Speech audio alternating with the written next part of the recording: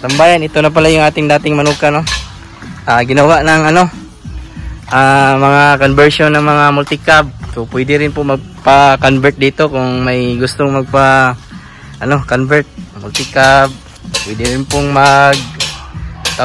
magpa-ayos kung may mga sira na multicab kayo. So dito lang sa ating dating manukan. Dito pala tayo sa isa po nating kaibigan at titingnan natin yung kanyang manukan sa likod na po ng kanilang bahay. Si Sir Lulan. Sir Lulan. Ayan. At yan, ito tayo sa kanyang napakasimpleng manukan pero napakaganda. Puro mga heritage po dito. Sir, tingnan natin, sir. Okay. Ito yung area niya katambayan. Napapaligiran ng mulberry to, sir, no?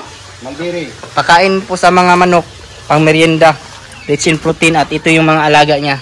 Bali, sa pagkakaalam ko po, yung mga manok po na nakuha ni Sir, galing din po yan sa atin, na nakabili sa atin, na bininta sa kanya. Ano yung mga alaga natin, Sir? Yung Mga black castor po ito, Sir, no? Oh. Mga ilang buwan to, Sir?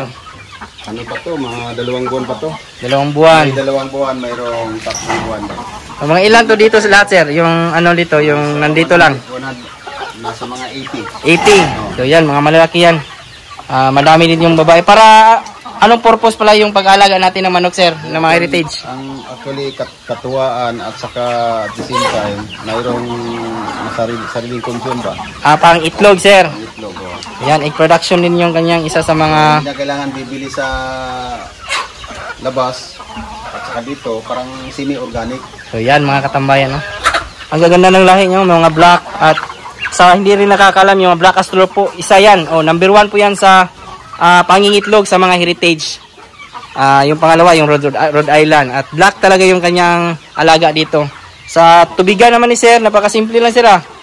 PVC yung gamit natin, sir. At nakaseparate talaga, sir, no?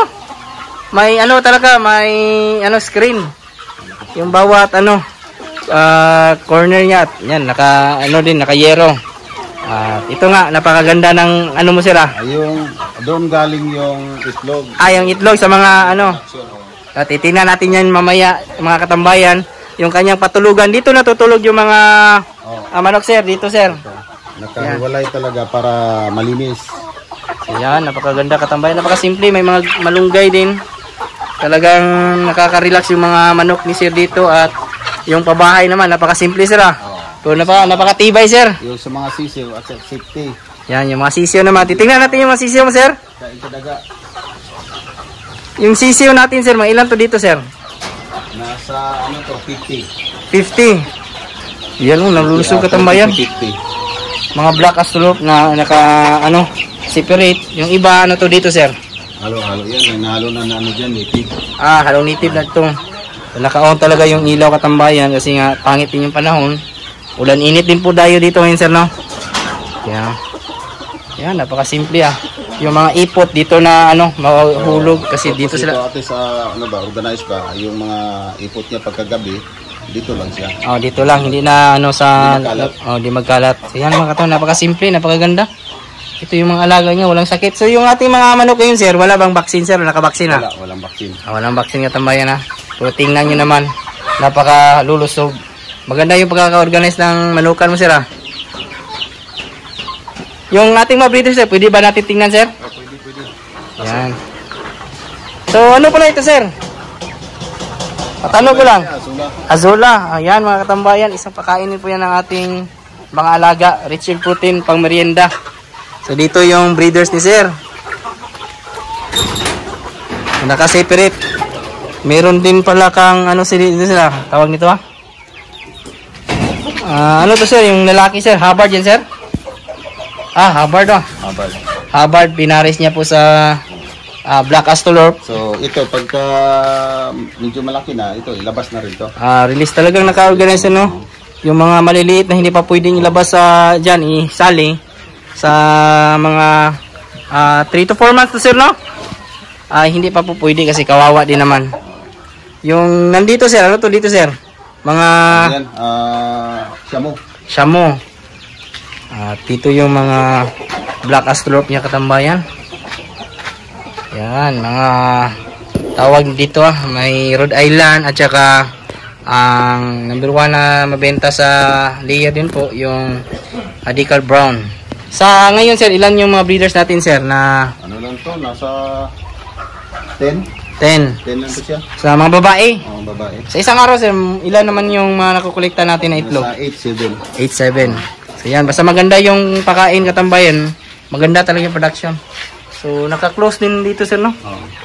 Yan, napakasimple at yan o, yung yero. At dito naman sir, ano yung purpose natin dito? Ang ganda sila, may garden tayo sila. Mayroong may mga organic na Gulay. vegetable, oh. Yan, kung gustong kumain ni sir ng organic, meron din dito. Napakaganda na setup ni sir. Likuran na po ito ng bahay nila. Sa mga breeders pala natin dito sir na inahanda sir, ano po yung plano natin sa mga lalaki, sa mga kasama niya sir? Kay, sa pagkakaalam ko, ano to siguro, magkapatid sir, no? Oo. Kaya kailangan na kahit na i-swapping na lang. Swapping na lang kung sinong may ano diyan makakilala po. Pwede natin i-swap yung mga lalaki dito, gaya pa niyan, napakaganda. Bata pa. Quality talaga to, mga parang may lahing Jersey Giant din yung mga manok ni sir dito. Pwedeng i-swap kasi para maiwasan yung inbreeding. So, katambayan, napagod po tayo ngayon. Sikrito ni sir. Kahit aling atong iinumin po natin to.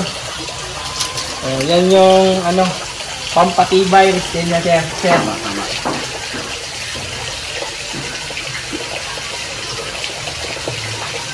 Balik na yung lakas natin dito katambayan. At yan nga mga katambayan, nakapasyal din po tayo sa wakas po. Nakapag-farm visit din po tayo sa isa po nating kaibigan na kanyang mga alaga ay puro heritage. May pangilan-ngilan pa rin po talaga na nag-aalaga po ng heritage. At isa nga sa purpose ni sir yung pag-produce po ng itlog. At alam naman po natin lahat na yung heritage ang isa sa pinaka magandang alagaan pagdating po sa pangingitlog. Kahit po marami pong nalulugi po sa pag-aalaga ng heritage, meron pa rin po nag-aalaga. At hindi ka rin naman po lugi kung sakaling maganda yung pag-aalaga nyo po sa heritage. Kaya po magbigay po ng heritage chickens po ng 5 to 6 po na itlog kada linggo. So, yan po yung isang purpose niya. Pwede rin po makapagparami po agad sa pamamagitan ng pagkolekta ng mga itlog at saka pag-incubate. So, yan lang po ngayong araw mga katambayan, at maraming salamat po pala sa mga bago po nating subscribers and viewers. Welcome po sa aking channel, at kung kayo na po ay napadaan ngayon, sana po ay consider nyo po na i-follow, i-like, subscribe. Napakalaking tulong po yan. Kung may mga katanungan naman po kayo, ilagay nyo na po sa comment section at ating sagutin. At huwag kalimutan i-click yung notification bell para sa mga susunod na videos. Bago muna natin magpaalam, shoutout muna natin yung ating mga kaibigan dyan na si Alvin Lubigan, Gutor Channel.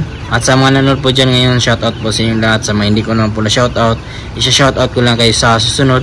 Maraming salamat, God bless, at ingat po kayo palagi. Bye bye.